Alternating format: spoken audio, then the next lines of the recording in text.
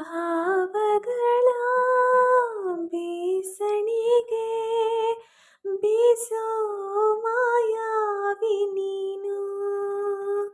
ನಿನ್ನುಸಿರ ಧ್ಯಾನಿಸುವ ತೀರಾ ಸಾಮಾನ್ಯ ನಾನು.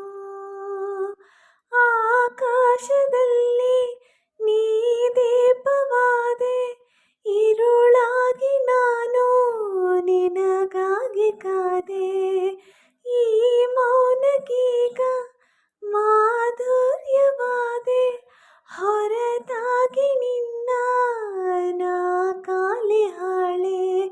ಸಿಹಿ ಕಹಿ ಏನಾದರೂ ಪ್ರತಿ ಕ್ಷಣ ಜೊತೆಯಾಗಿರು. ಇನ್ನೂನು ಬೇಕಾಗಿದೆ ಒಲವು.